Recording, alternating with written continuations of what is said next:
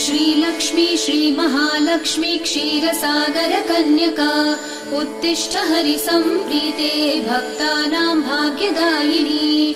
श्रीलक्ष्मी श्रीमहालक्ष्मी क्षीरसागर कन्यका उत्तिष्ठ हरिसम्प्रीते भक्तानां भाग्यदायिनी।